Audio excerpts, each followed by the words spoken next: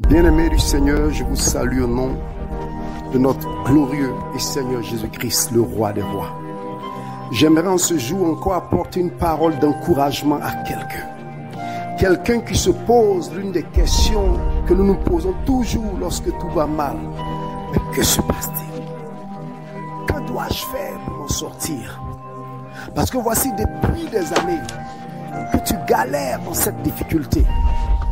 Et rien ne semble aller dans le sens de la délivrance. Voici bien des années que ton mariage souffre, que tes prières semblent ne pas porter fruit. Voici bien des années que tu te trouves dans cette difficulté, qui ne font que s'empirer jour après jour. Et tu en es venu à la conclusion que ton ciel est fermé. Aucune pluie ne descend sur toi, aucune pluie de bénédiction. Tout est dur, tout est aride. Partout où tu te tournes, pareil, aridité, sécheresse, dureté. Il n'y a rien. Tu cries au ciel, mais le ciel semble fermé. Tu continues de crier au ciel. Le ciel continue d'être encore plus fermé. Tu jeûnes, tu pries, tu vas dans des séminaires. Tu approches des gens pour des conseils, mais rien ne semble bouger. Et tu es sur le bord du précipice, sur le point de te retourner, sur le point d'aller en arrière, sur le point d'abandonner le Seigneur, parce que trop est devenu trop pour toi. Tu en es arrivé au point de rupture où tu es sur le point d'abandonner. Tu as peut-être même déjà abandonné. Tu as peut-être commencé déjà à vivre comme les personnes de l'autre côté, celles qu'on appelle les personnes du monde. Tu as commencé à jeter la crainte de Dieu loin de toi. Mais sache que l'Éternel n'en a pas encore fini avec toi. Sache que malgré tes chutes, le Seigneur t'aime toujours et est capable de te relever. Sache que la fidélité de Dieu est avec toi. Sache que la grâce de Dieu est avec toi. Le Seigneur Dieu Tout-Puissant m'envoie pour te dire que le ciel soit fermé ou pas, tu peux toujours t'en sortir. Tu peux toujours prospérer. Bien-aimé, j'ai une histoire pour toi qui commence dans la Bible. Déjà depuis Genèse, chapitre 2, verset 4, la Bible déclare: voici l'histoire des cieux et de la terre. Lorsque Dieu créa des cieux et une terre, et qu'il n'y avait encore aucune plante ou aucun arbuste des champs qui poussait, parce que l'Éternel n'avait pas fait pleuvoir, et qu'il n'y avait point d'homme pour cultiver la terre.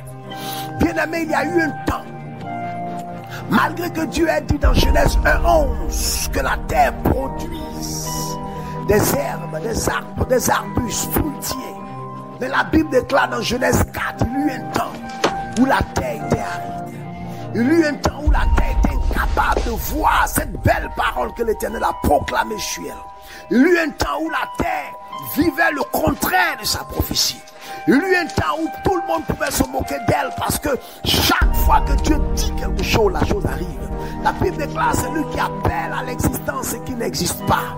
C'est lui qui appelle ce qui n'est pas comme cela était, cela apparaît. Bien-aimé, si Dieu t'a donné une parole, je te prie de garder la foi. Je te prie de garder la foi. La Bible déclare: écris la vision, écris la prophétie. Si elle tarde, attends-la. Si elle tarde, attends-la. Ne bouge pas, attends-la.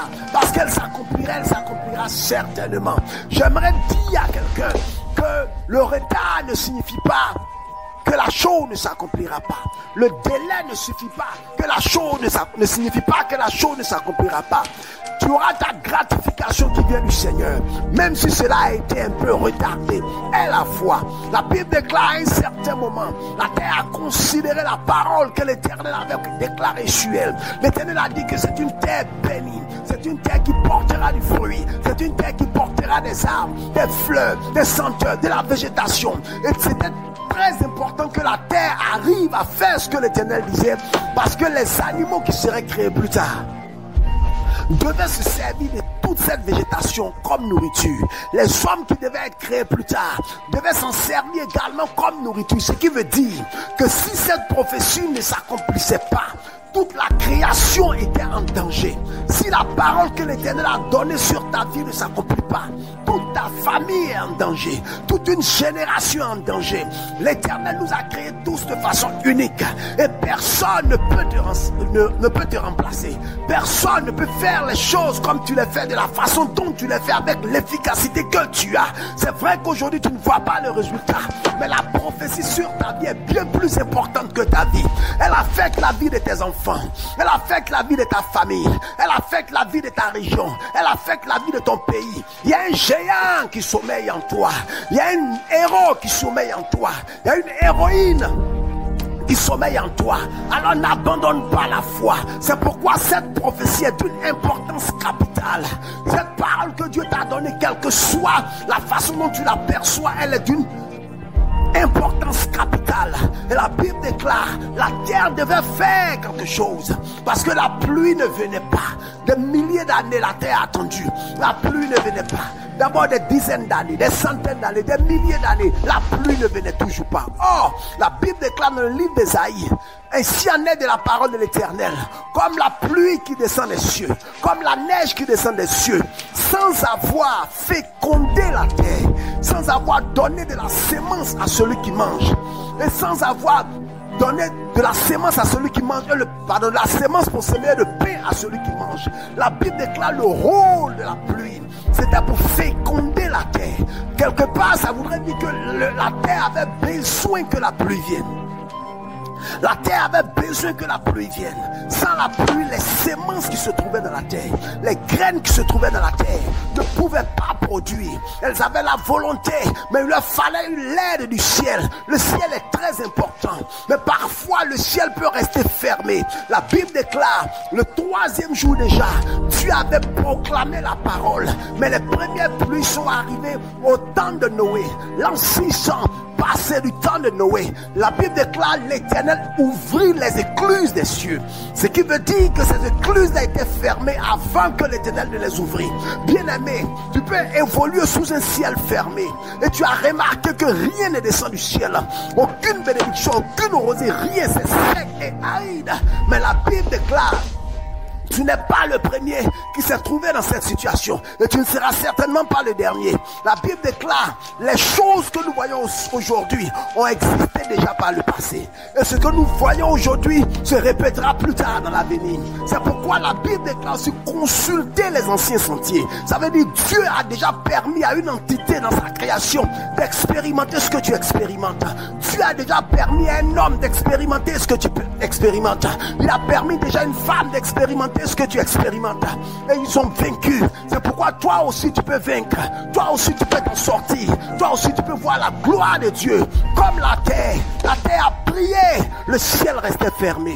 La terre a réclamé, le ciel restait fermé. Et la terre s'est dit, si j'attends le ciel, si je continue d'attendre le ciel, il se peut que cette pluie retarde tellement qu'au moment où elle viendra, je serai déjà KO. Alors qu'est-ce que la terre a fait? La terre a regardé à l'intérieur d'elle-même. La Bible déclare, dans le livre de Genèse 2:4, lorsque Dieu n'avait pas encore fait pleuvoir, il n'y avait aucun arbuste des champs, il n'y avait aucun arbre, parce que Dieu n'avait pas encore fait pleuvoir. Mais j'aimerais dire à quelqu'un, ta situation ressemble à un chaos, mais un mais quelque part. Ta situation ressemble à la fin, mais un mais quelque part. Ta situation ressemble, c'est fini pour moi, mais il y a un mais quelque part. La Bible dit mais, j'aimerais dire à quelqu'un, mais le diable est sur ta vie, la sorcellerie est sur ta vie, le cancer est sur ta vie, mais il y a un mais quelque part. Jésus-Christ a vaincu. La Bible déclare, mais il y a une vapeur d'eau qui sortait du sol et qui arrosait toute la terre. Et à cause de cette vapeur d'eau, elle est venue pour remplacer la pluie qui ne venait pas. Déjà avant même que la Bible dit que le ciel paraisse, la Bible déclare Dieu a créé le ciel. Et lorsqu'il créait le ciel, il a dit que les eaux d'en haut, qu'il y ait un espace pour séparer les eaux d'en haut avec des eaux d'en bas. Et il appela cet espace ciel. Et donc il y a des eaux en haut qui constituent la pluie et il y a des eaux en bas. Alléluia. Regardez, qu'est-ce que cela signifie? Cela signifie avant même que la terre ne soit créée, avant même que le ciel commence à refuser l'eau à la terre, Dieu avait déjà anticipé sur la solution. Bien aimé, la Bible déclare Dieu connaît la fin d'une chose avant son commencement. Il connaît ta vie avant même qu'elle ait commencé. Tes situations ne l'étonnent pas. Tes crises ne l'étonnent pas. Tes chutes ne l'étonnent pas. Tes problèmes ne l'étonnent pas.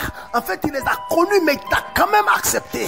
Il t'a quand même choisi pour être le super-héros de ta famille. Il t'a quand même choisi pour être celui qui fera la différence malgré qu'il avait vu auparavant tous les problèmes. Il avait déjà su, donc il avait caché à l'intérieur de la terre des eaux qui pourraient remplacer l'effet de la pluie au cas où la pluie manquait. J'aimerais dire à quelqu'un, il y a quelque chose que le Seigneur a mis avant dans ton cœur, dans ta vie, dans tes capacités, bien avant que ce problème auquel tu fais face ne survienne. Il y a déjà des solutions qui sont à l'intérieur de toi. La Bible déclare, Christ est l'agneau de Dieu qui a été immolé avant qu'Adam et Ève ne pêchent, avant que Lucifer ne se rebelle pour devenir le diable, avant qu'il y ait le premier atome de la création de l'univers. Christ avait déjà été immolé. Ce qui veut dire qu'à la croix de Golgotha, ce n'est pas là que Christ a été immolé, mais à la croix de Golgotha, c'est là l'immolation de Christ a été manifestée. Bien-aimé, la solution se trouve en toi. La solution se trouve en toi. La Bible déclare déjà à notre aïeul Ève, le Seigneur avait fait une promesse. Ta postérité, quelque chose que j'ai mis à l'intérieur de toi, se lèvera, sortira de toi et écrasera la tête du diable. Il y a quelque chose qui doit sortir de toi. Il y a un empire qui doit sortir de toi. Il y a une guérison qui doit sortir de toi. Il y a des idées qui doivent sortir de toi. Il y a un mariage qui doit sortir de toi. Il y a un travail qui doit sortir de toi. Il y a un don spirituel qui doit sortir de toi et qui te délivrera des challenges auxquels tu fais face maintenant et qui aura un effet sur plusieurs générations parce que Dieu t'a connu d'avance.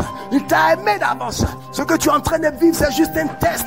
Prends courage comme la terre. Et la Bible déclare, tu as été tiré de la poussière de la terre. Ça veut dire, avant même de te créer, Dieu a mis à l'intérieur de la matière dont tu as été tiré, l'ADN de la victoire, l'ADN du relèvement, l'ADN de la victoire, l'ADN de l'avancée malgré les situations. La Bible déclare une vapeur d'eau sortie, arrosa la terre. Le problème, quand les cieux sont fermés, le problème, quand tout va mal, ce n'est pas parce que la chose, le challenge auquel tu fais face est si grand. Parce qu'aux yeux de Dieu, tout est possible. Mais tout n'est pas possible seulement qu'aux yeux de Dieu. Tout est possible aussi aux yeux de celui qui croit. Celui qui croit. La Bible déclare, la terre était dans l'attente, dans l'espérance. Mais elle a remarqué que, écoute, je peux faire quelque chose. Elle a changé sa perception. Plusieurs fois dans la Bible, lorsque le Seigneur croise un prophète, il déclare ceci: Fils de l'homme, que vois-tu? Je vois une branche d'amandier, tu vois bien. Et Jésus-Christ a dit, les yeux sont la lampe du corps. Si quelqu'un voit bien, si ses yeux sont en bonne santé, son corps est dans la lumière. Mais si ses yeux, si sa vision, si sa perception est mauvaise, il est totalement dans les ténèbres. Les ténèbres ne régneront pas toujours. Tu es totalement dans les ténèbres parce que ta vision est mauvaise. Pas parce que les sorciers sont forts. Pas parce qu'il y a des démons d'une catégorie quelconque. Mais parce que ta vision est mauvaise. Parce que ta perception est mauvaise. La Bible déclare, 2 personnes ne peuvent marcher si elles ne l'ont convenu. Il est grand temps que tu conviennes que tu dois voir les choses comme Dieu les voit. Que tu dois voir les choses comme elles sont décrites dans la parole. Et dans la parole, il est écrit que Dieu t'a donné l'autorité, le pouvoir de marcher sur les serpents, de marcher sur les scorpions, sur toute la puissance de l'ennemi, sans que rien ne puisse te nuire. Ne confonds pas la réalité qui est changeante à la vérité qui ne change jamais. Jésus est la vérité. Et il a déclaré ceci: vous connaîtrez la vérité et la vérité vous affranchira. C'est la connaissance de la vérité qui provoque le breakthrough, qui provoque la délivrance, qui provoque la guérison, qui provoque l'avancée, qui provoque le miracle. Alléluia.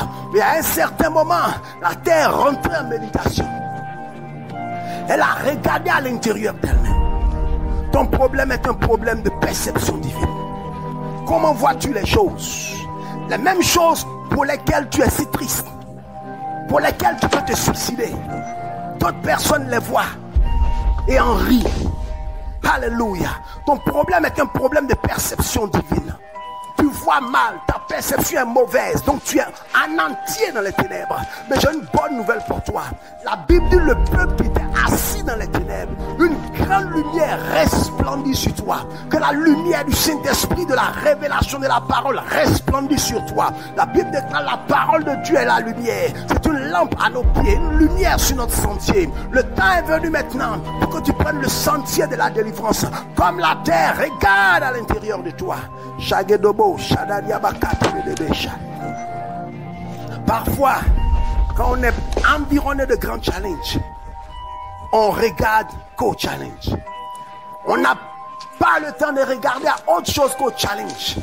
Parce que les challenges ont une expression menaçante, une expression destructrice. On a l'impression qu'elles vont nous finir, que c'est la fin. Quand nous passons dans les tempêtes, quand nous passons dans l'instabilité. Mais la Bible déclare, c'est une bonne chose que d'être au cœur de la tempête. Job a souffert. Job avait les cieux fermés sur lui. Quel que soit ce qu'il priait, rien ne se passait parce que le ciel avait décidé qu'on n'intervient pas. On va voir comment il va réagir. Et pendant des années, pendant des temps, parce que ça a duré des temps les épreuves de Job. Et la Bible déclare un de ces 4 matins, l'Éternel se présentait à lui. Il dit Job, Job, Job. Mais avant ça, la Bible déclare dans le chapitre 38-39, l'Éternel répondit à Job du milieu de la tempête. L'Éternel répondit à Job du milieu de la tempête. Quand tout allait bien, on n'a pas dit que l'Éternel a répondu. Quand tout était supportable, on n'a pas dit que l'Éternel a répondu. La Bible déclare, je suis avec celui qui a le cœur brisé. L'Éternel est avec toi parce que tu as le cœur brisé. Il voit ta souffrance. Il voit ce que tu endures. Personne ne te comprend. Personne ne te comprend. Personne pour prendre ta défense. Pourtant, quand les autres avaient besoin de toi, tu étais toujours là. Bien-aimé, bienvenue au monde des hommes.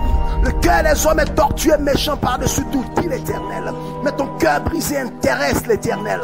L'Éternel s'approche de toi par cette parole pour te dire, prends courage. Je suis venu pour te sauver. Alléluia. Il a posé la question à Job. Job, Job, Job. As-tu déjà saisi? As-tu déjà commandé au matin? As-tu déjà commandé au matin afin que l'aurore connaisse sa place et que les extrémités de la terre soient saisies et secouées, de sorte que les sorciers, de sorte que les marabouts, de sorte que les occultistes, de sorte que les méchants soient secoués de leur place et qu'ils soient privés de leur lumière? Non. Arrête de crier, crier, te plaindre. Le problème ne vient pas de l'extérieur. Le problème est à l'intérieur. Tu regardes dans la mauvaise direction. La Bible déclare, l'homme, le juste, vivra par la foi. Nous marchons par la foi et non par la vue. La vue, c'est la tempête. Quand tu vois la tempête, La Bible déclare, il y a eu plusieurs tempêtes dans la Bible. Il y a eu plusieurs situations d'instabilité dans la Bible. Parce que la tempête, c'est l'instabilité. Et la Bible déclare, une fois pendant la tempête, lorsque les disciples traversaient ce cours d'eau, Jésus était dans la barque et il dormait. Mais c'est étrange, parce que des vents violents soufflaient. De grosses vagues entraient dans la barque. Mais ces choses n'arrivaient pas à agiter le Seigneur. Il dormait. Bien-aimé, ton problème n'intimide pas Jésus-Christ. Ta stérilité ne l'intimide nullement. Ton mari compliqué ne l'intimide pas. Ta femme adultère ne l'intimide pas. Ton pouvoir présidentiel ne l'intimide pas. Il dormait au milieu de la tempête. Mais tout le monde qui était dans cette tempête criait et était agité. Et la Bible déclare, dans leur agitation, ils ont secoué le Seigneur. Ils ont dit, mais tu ne vois pas qu'on me fait quelque chose, Seigneur. Et la Bible déclare, il lui a dit, homme de peu de foi, il menaça la tempête. Et les vents se calmèrent, et les vagues se calmèrent. Le calme arrive bientôt dans ta vie lorsque le Seigneur Jésus menacera la tempête. Alléluia. Première tempête avec les disciples. Seconde tempête. La Bible déclare, ils allaient sur les eaux parce que Jésus leur avait demandé de le dévancer. Et en pleine nuit dans la tempête, ils ont vu quelqu'un qui lui est apparu être un fantôme. En pleine tempête, ils ont cru que leur heure était arrivée. Souvent quand les problèmes sont trop durs, nous pensons que notre heure est arrivée. Ton heure n'est pas encore arrivée, mon frère. Cette maladie ne t'emportera pas dans le tombeau. Ce n'est pas encore le moment. Ton heure n'est pas encore arrivée, mon frère. Ce cas de Justine ne t'enverra pas en prison. Ce n'est pas le moment. Et cela n'arrivera pas par la suite. Alléluia. La Bible déclare, il lui a dit, c'est moi. Et Pierre, qui vivait toutes les réalités de la tempête, le vent, les vagues, les hauts, les cœurs, l'instabilité, la peur, les frayeurs, la Bible déclare, Pierre fixa le Seigneur. Et il dit, si c'est toi, ordonne que je marche et vienne à toi sur les eaux. Et le Seigneur lui a dit, viens. Au moment où il faisait sa requête, il avait les yeux fixés sur le Seigneur. Pendant qu'il a commencé à se mouvoir, à mettre le pied hors de la barque, il regardait toujours le Seigneur. Il avait le regard fixé sur le Seigneur, focus sur le Seigneur. Il avait verrouillé sa perception, verrouillé son regard sur le Seigneur. Comme un chasseur aérien, un avion de chasse verrouille sa cible avant de la voir. Puis avait verrouillé le Seigneur. Et il marchait sur les vagues, il marchait sur l'eau. Et il a fait une bonne distance. Et arrivé un moment, il s'est passé quelque chose. Une forme de distraction est entrée. Et Pierre a détourné son regard du Seigneur pour le placer sur la vague. Mais Pierre, n'est-ce pas sur la vague que tu marchais depuis longtemps? Malgré le vent, ne marchais-tu pas sur les eaux? Malgré la tempête, ne marchais-tu pas sur les eaux? Les choses n'allaient-ils pas bien pour toi? Pourquoi as-tu enlevé ton regard sur le Seigneur? Le problème, ce n'est pas que les vagues sont devenues puissantes. Elles ont toujours été telles qu'elles sont. Le problème, ce n'est pas que les eaux sont devenues puissantes. Elles ont toujours été telles qu'elles sont. Le problème, c'est que ta foi a connu un shift. Ta foi a changé parce que ta perception a changé. Comme ta perception a changé, les effets de ce changement ont commencé à se manifester. Non, mon frère, les sorciers de ta famille ne sont pas forts. Les malédictions ne sont pas puissantes.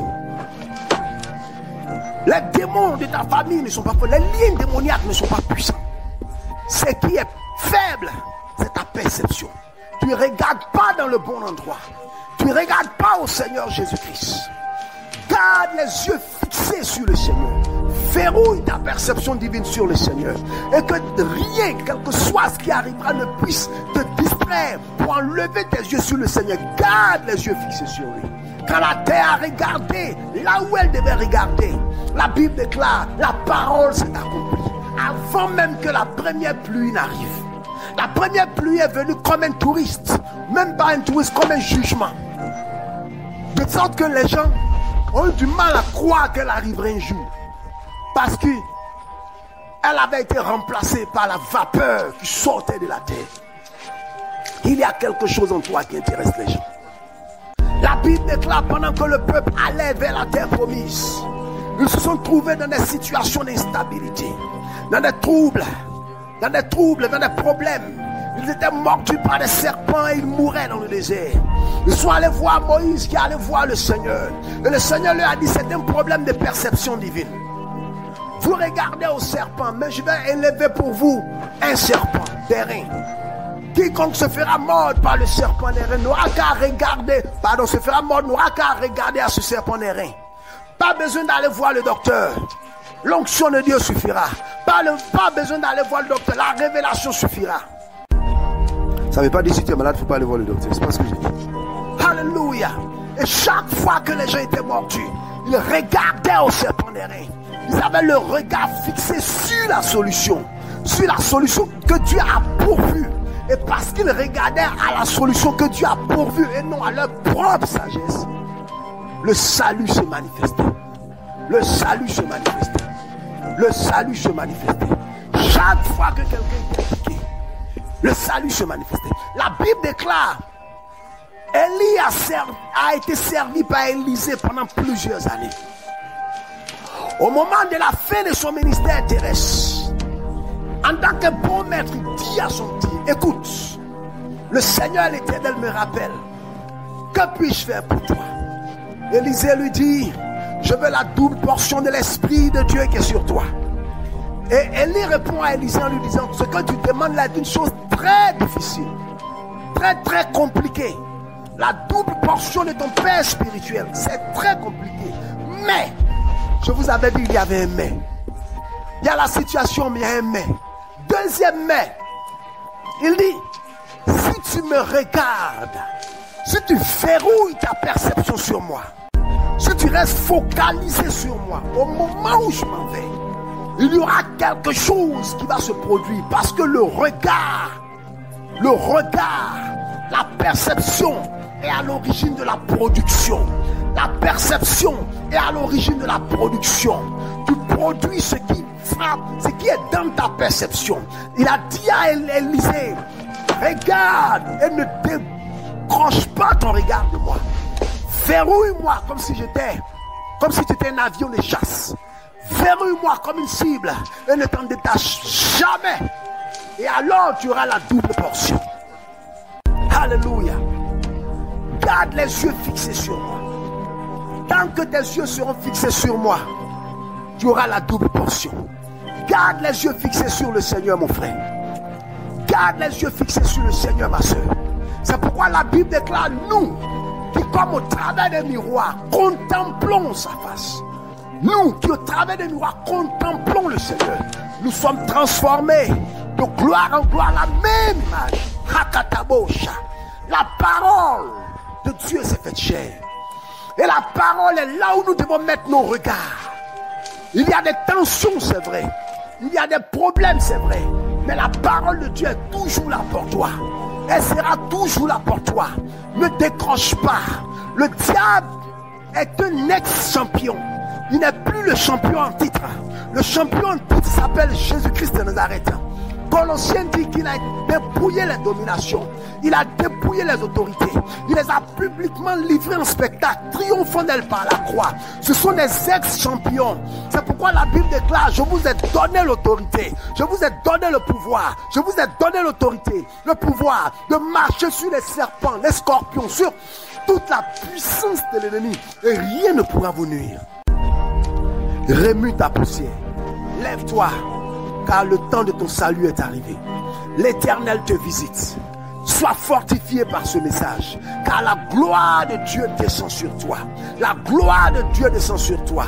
Est-ce que je peux prier pour quelqu'un?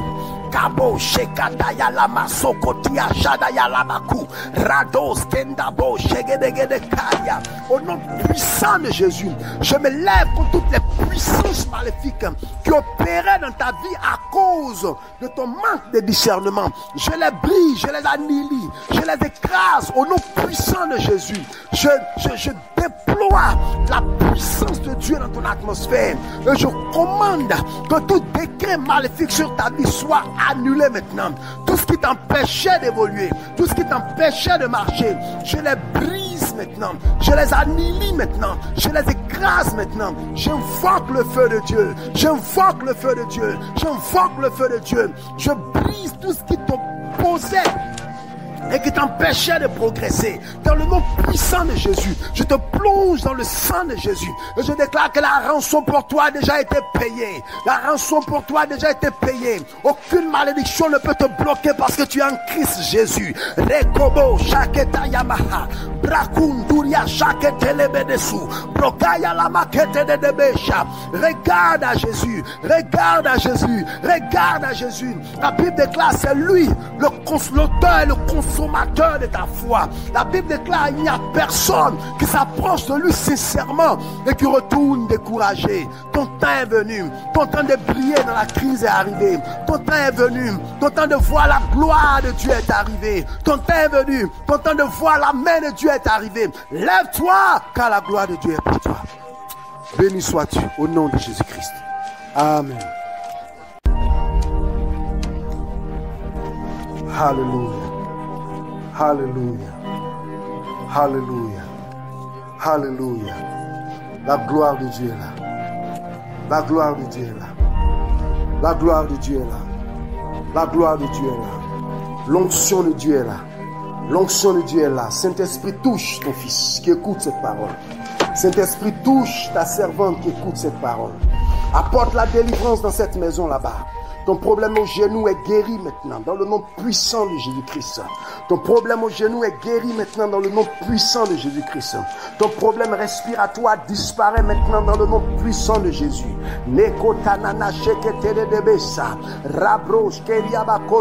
Réjouis-toi car je vois le travail pour toi. Le travail. Ton chômage s'achève maintenant. Ton chômage s'achève maintenant. Que l'Éternel visite son peuple.